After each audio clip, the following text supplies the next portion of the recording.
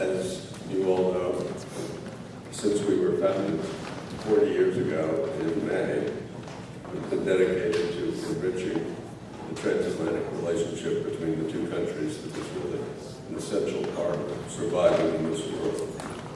For 29 years, we've awarded the Translation Prize to recognize the best French to English prose translation in both fiction and nonfiction. And we've had some wonderful things. It's one of my favorite programs that we do, and I've had the pleasure recently of sitting in with the jury, which is a terrifying experience. It's like going back as a freshman in college, because our jurors are so erudite and so smart and so well read. It's just fascinating to be part of it. And they're here. I would like to recognize them. Some of them, I think, are here physically. Our distinguished jurors are Linda Atscher. Linda, you're here. Linda Coverdale. Arthur Goldhammer. Karina Hars. Susanna Honeywell. And Donald Nicholson Smith. Bravo.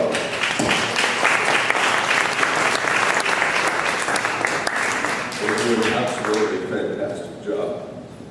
They've reviewed a huge list of submissions, since we get quite a lot, and selected 10 finalists, which are featured in the materials you have in front of you. Each year we are very proud to honor translators for their faithful work, to recognize the publishers, teams of editors, agents, and publicists who support their work, to promote the great tradition of Let the Française for an American readership. I learned this evening that Antoine Bello can't yet get published here, so this is why we do this. His stuff is fantastic. Whether we recognize the work of an established translator, of which there are many, we have one who's been so established that we finally had to retire with an award, because otherwise he would keep winning everything. The prize really means a great deal to translators, and I hope could have an important influence on their careers.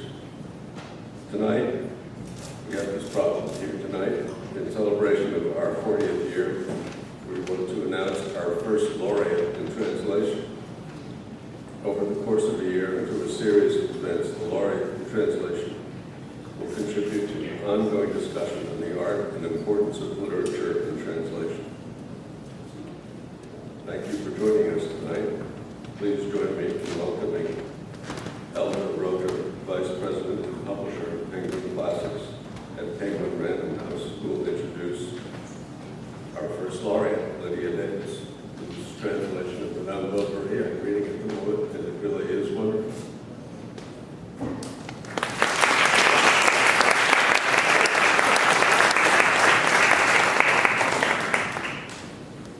Good evening, and thank you to the French American Foundation. Congratulations on your 40th anniversary. Thank you for this opportunity to participate this evening. Your first laureate in translation, Lydia Davis, hardly needs an introduction, especially to those gathered for this prize, which she has won twice, both times for books that we at Penguin Classics have been proud to publish. In 2003, for her translation of Swann's Way, which Claire Massoud, writing in Newsday, hailed as a work of creation in its own right.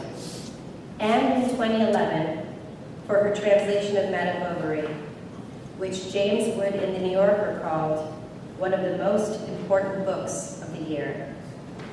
She's also the author of 1 novel and 5 volumes of bracingly original short stories, including the National Book Award finalist, Varieties of Disturbance, and the New York Times bestseller, Can't and Won't, which John Freeman in the Boston Globe called the most revolutionary collection of stories by an American in 25 years. In 2009, her stories were brought together in 1 volume, The Collected Stories of Lydia Davis, one of the great books in recent literature, according to Dan Chasen in the New York Review of Books. Lydia has been praised as the best prose stylist in America by Rick Moody and as one of the most original minds in American literature today by Dana Goodyear in The New Yorker. And she has been a champion of other writers in her translations, not only of recognized classics, but also of writers largely unheralded in English, most recently devoting herself to learning Dutch in order to be able to share with readers of English the microfictions of A.L. Schneider's, and to learning Norwegian so she could read and then translate the fiction of Dag Solstad. It's no wonder she has been recognized with the MacArthur Genius Grant and with the Man Booker International Prize, and that last year she was elevated by the French government from Chevalier to Officier of the Order of Arts and Letters. The San Francisco Chronicle may have said it best. Lydia Davis is official literary dynamite. It is an honor to introduce her. Please welcome Lydia Davis.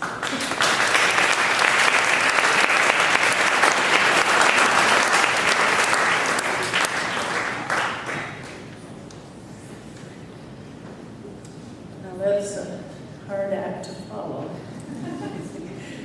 with what will be a fairly, I hope it will be a coherent talk. I just came back from France, in fact, last night. So I'm a little bit on French time, which I guess is very appropriate here. But I'm not sure how well my brain is working, and I just found out about this before I left on the trip, so I didn't have a lot of time with a computer to make a perfect address. But I was very, very touched and pleased to be the first laureate. I'm greatly devoted to translation and the idea of translation, and I now try to encourage any writing students or beginning writing people to do at least one translation in their entire lives. A lot of people are afraid of translation. I've experienced that in classes, trying to get them to translate even from Dickensian English to contemporary English. I've driven them to tears without meaning to. But a lot of people have a little bit of a language, enough to try translating. So I'm calling this talk the 15 Pleasures of Translating. And I sort of chose 15 at random, thinking there must be about 15 pleasures of translating. I've come to about 12, but as I said, I haven't had the time to devote to this carefully, so if you think of 3 more, please tell me, or else I'll change the title. So I'm going to read the beginning and then just talk from notes for the rest. The first part is about the problem of mâcher.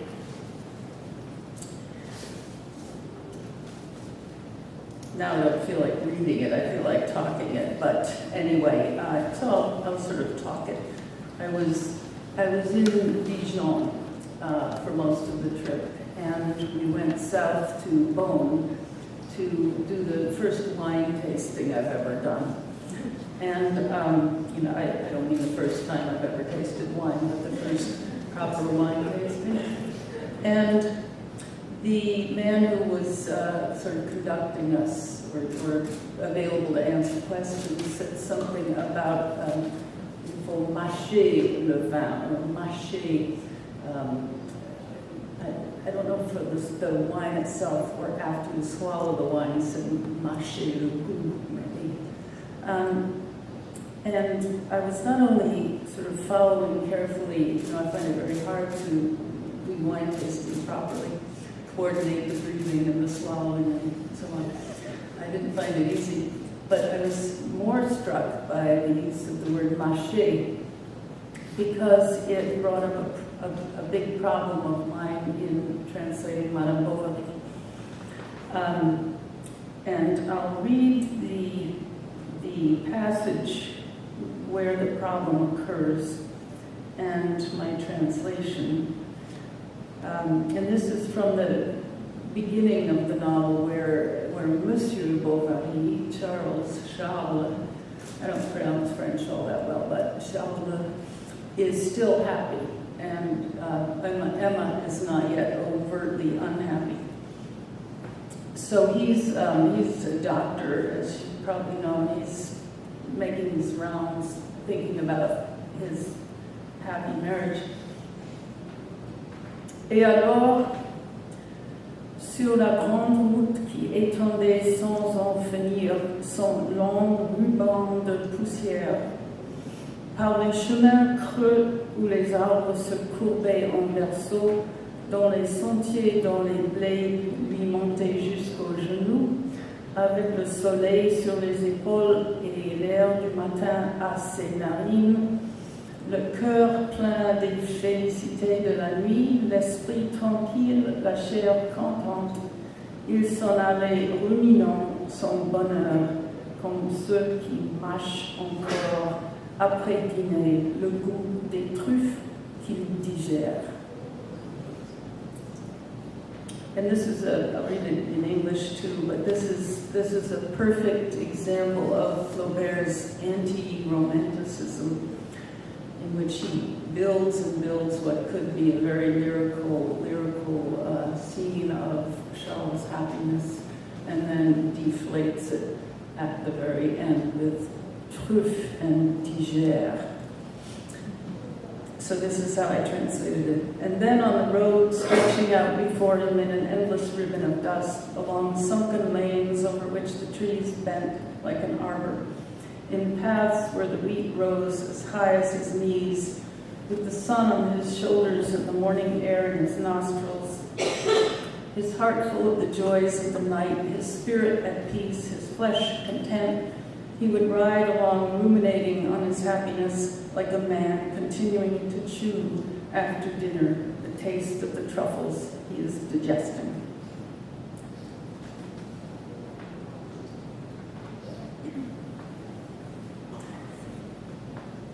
Now, I like to keep the word order when I'm translating, as much as possible when I'm translating from a book like Madame Bovary. I've in my long career as translator, which stretches back to leaving college, so it goes back a long way, I've had to translate not so good books, and I'm not as respectful of the really not so good books. But I'm very respectful of a book like Madame Bovary and the work of Flaubert, so I try to translate keeping the word order.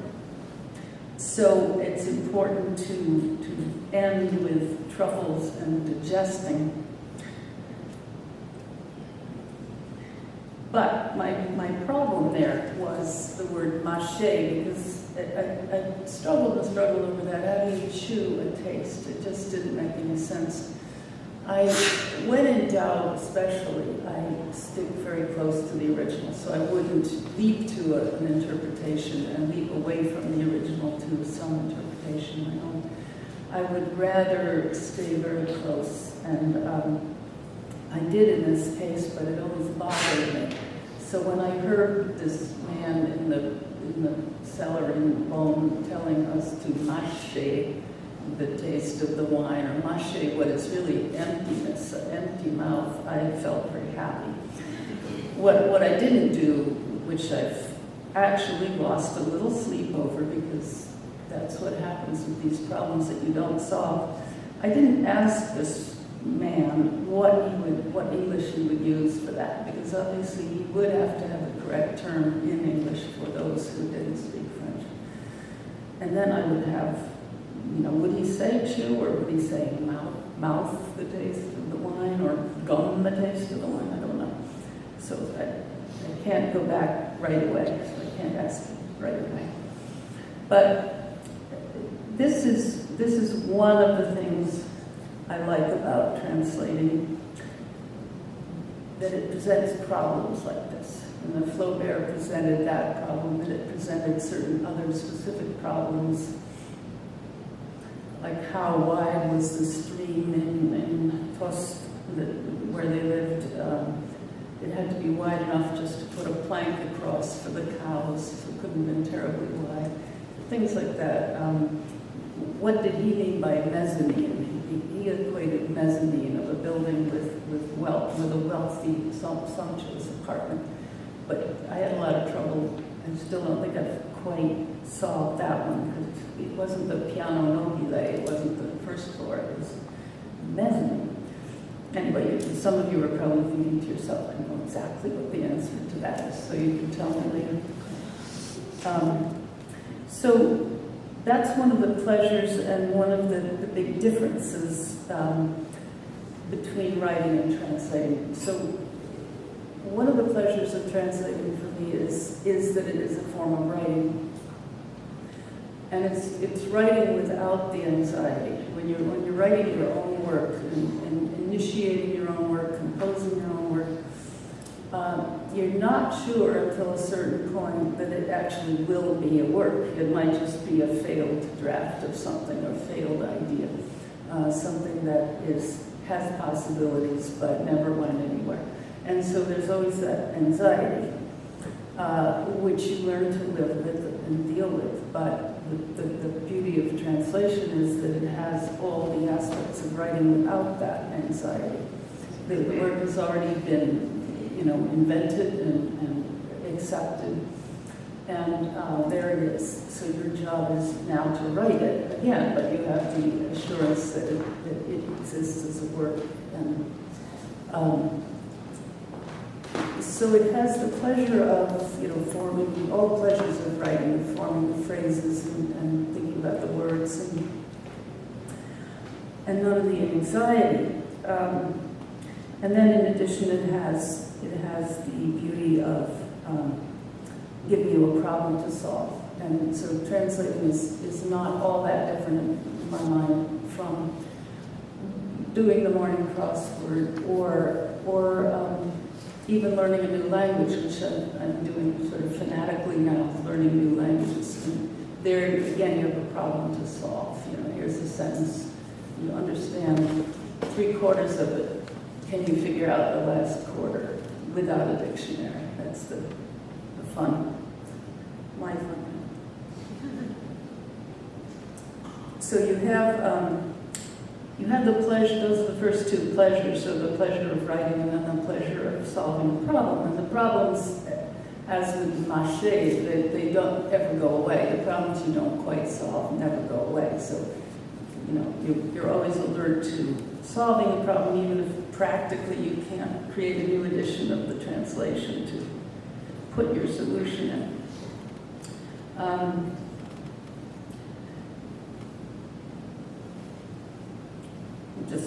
Just trying to read my scribbled notes to see if I've left anything out so far. So I'd say number 3 pleasure is that you're working in partnership with an author. And I have, I was going to say always felt very close to the authors I've translated, but that isn't at all true. The ones that I had to do for money and that they didn't respect particularly, I didn't feel happily close to. But early on, I translated Maurice Blanchot. He's one author I've translated 6 books of, so quite a lot. And then another author I've done a lot of is Michel Elise. Just this past winter, went back about 18 years to revise a book that I had never properly finished, and that was the 3rd volume of his La Règle du Jeu. I've finally completed that. I had stopped that in order to do Proust. I went back and did that. He's another, and then I felt very, very close to Proust, translating him, and then again close to Flaubert, a very different, not quite as likable sort of person, when I translated him. So I wanted to say a little bit about technique there, because I do something, when it's a long project like a novel, I do something that some translators don't do, and that I've always feel is a slightly long approach. I mean, it's not at all wrong for me, but what it is, I don't read the book ahead of time. And that is utterly incomprehensible to some translators, and then to others completely comprehensible. And you're nodding as if you didn't read the giant work. Is that true? Good. Because it's, and I think there's several reasons, and later we can figure out if the reasons are the same. But I want to feel very close to the text, and I also want the text to be very alive for me. So I don't want to read it through first and know it and examine it and be terribly familiar. I want it to be a surprise to me page by page. Sometimes I would read a page ahead, but not much more than that. So with Du Côté de Chez Swann, for example, I know I had read 3/4 of it in French when I was young. I was going to say child, but I wasn't a child, in my 20s, because I had underlined words and written in the margins. So, you know, back many, many years, decades, I had read 3/4 of it. But, of course, I didn't remember anything more than you know about Proust's first volume, the Madeleine, and so on. So it was fresh. I also didn't read about it. I didn't read biographical material. I didn't read about any more than I already knew about the interpretation of the book.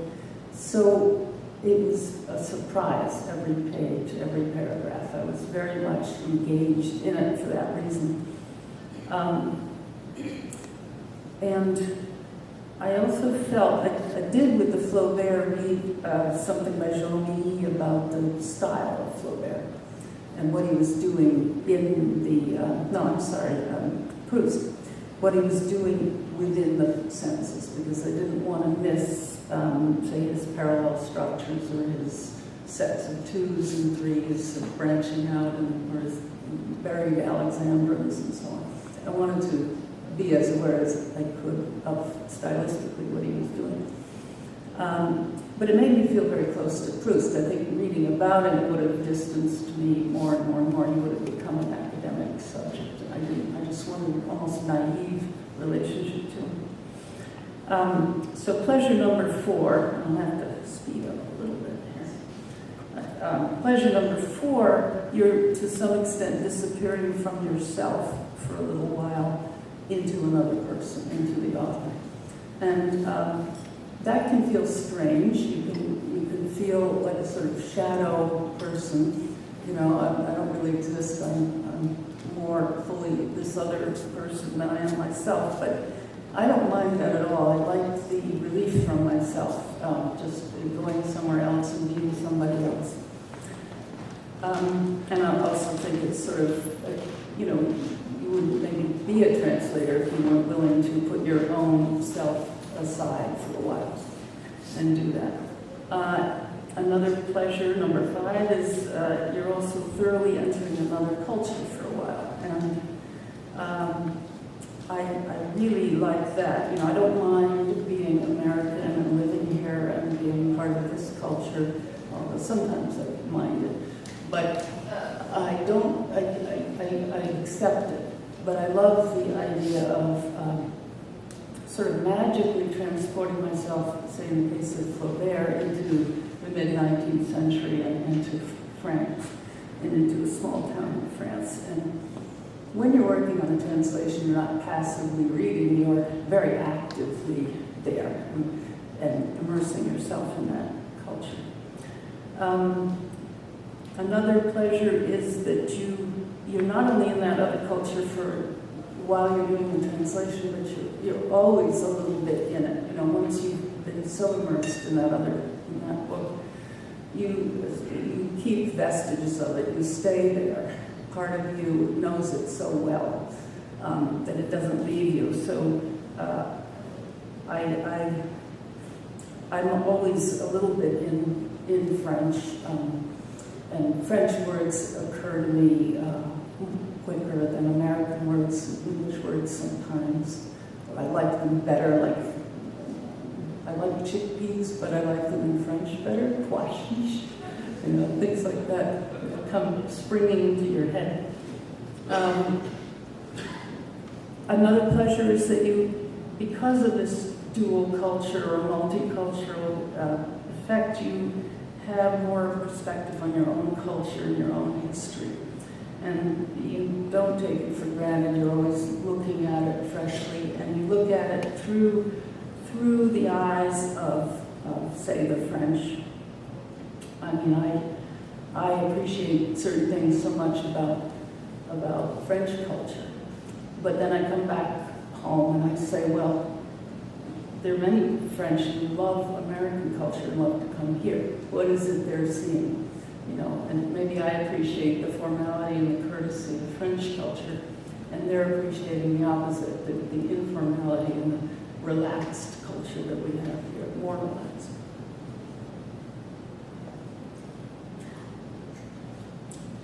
Then another pleasure is how deeply you have to go into your own language to translate. And this is another difference from writing your own work. And when you write your own work, you don't have to stretch quite the same way. You use the vocabulary that's comfortable and natural to you, and the syntax and the imagery and so on and so forth. When you're translating, you have to find a word for this that may be outside your own interest or your own sensibility. So your knowledge of your own language becomes deeper and richer, and you learn things about English that you didn't know, and that happens book after book and author after author. And in my case, I feel it feeds my own writing. And then I think this is sort of overlapping, but you're not only working in partnership with the author, but you're speaking in his voice, and you're speaking in his words, and you become him for a while. I say him because the last few authors I've translated have been men. You're both yourself and another and others at the same time. So I had to sort of speak as Maurice Blanchot and then ladies and Proust and Flaubert. So you change, you extend yourself and become different. And another pleasure that's particularly applies to a writer is that I am no longer confined to writing the way I write. I write the way I write, yes, but I also translate so that I'm writing as Proust. For several years I'm writing as Proust. So maybe I always had a sneaking desire to write Proustian sentences or Flaubertian sentences. And now I can do it without really betraying my own writing. I can do my own writing and write as Proust also, which is a great pleasure. And so I'm going to just skip to number 12. I mean, I actually did go through 11, but some of them overlap. 12 is sort of minor afterthought, but another pleasure is, the smaller pleasure, but still, is to share your questions with other people over dinner. What do you suppose Flaubert meant by this? Or do you know anything about the architecture of 19th century Paris? Can you tell me who lives on the 4th floor of an apartment building? Because that was another Flaubert problem. It wasn't servants who lived up there. It was like a poor seamstress or something. So that's 12, and I welcome 3 more, whenever you like. And so that's it. I won't go on, except to say that there are difficulties in translating. I mean, it's not always a pleasure, and part of it is that you're always compromising. You're always, I mean, often you can get a perfect solution, but then as often it's not quite perfect. So you're giving up this or that, and the compromise can be difficult to repeat that over and over. But I feel that constant frustration, in my case anyway, creates a sort of pent-up energy. This is my theory anyway, that there's a pent-up energy from the frustration that then is released in a good way in my own writing or other, maybe gardening. So lastly, I'll just say, since I just came back from a country where everybody is so nice about saying the word bon all the time, you know, it's always bonjour and bonne nuit and bon séjour and bon après-midi and bonne journée and, you know, bon appétit, bon voyage. So I'll just say the one that I always enjoy is when the waiter or waitress, you know, gives you your next course, and he says, bon continuation. So I'll say to all of you translators and myself, bon continuation.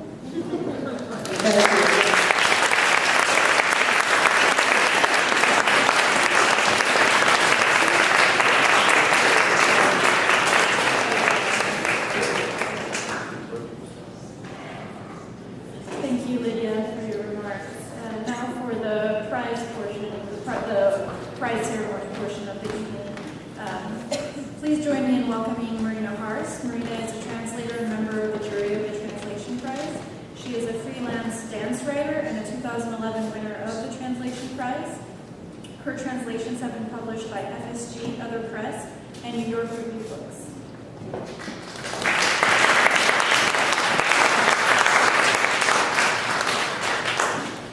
Hello, everyone. So this is a great pleasure and honor to be able to present the Fiction Prize. So actually something that Lydia said really, there you are. That was really fascinating. Something you said really struck a chord with me, which was that one of the pleasures of translation is disappearing from yourself. And actually that's something I think about a lot, which is in a way the greatest praise a translator can have is the absence of praise. It's being totally transparent. I think that in a way a great translation is one that feels transparent. And it's connected to another idea, which is that actually translators don't tend to read a lot of translations, or at least I can say that about myself. Your specific skill set means that you tend to read books in their original language, and so in a way you're missing out on the talents of your colleagues. And one of the great pleasures of being given the prize in 2012 was sort of realizing that my fellow translators were reading my work and felt that it was worthy, and having that recognition from your own colleagues, not just from the readers, but from people who do what you do and who have kind of thought about your choices. So I think that's one of the great things about this prize, actually.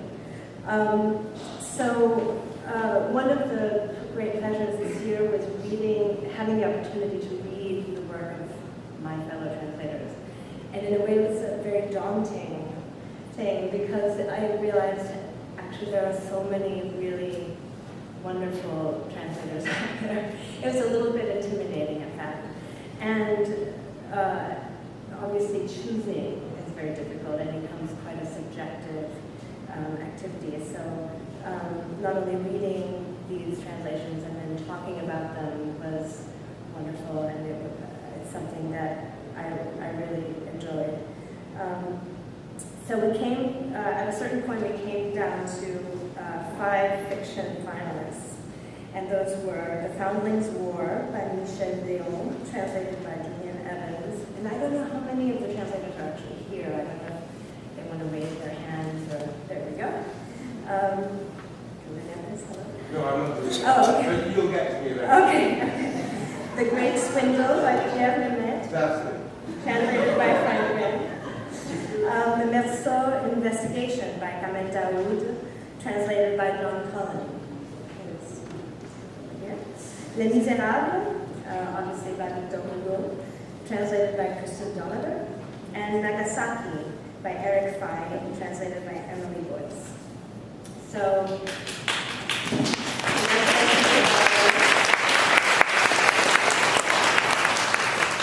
in the end, a choice had to be made. Obviously, any of them could have easily won.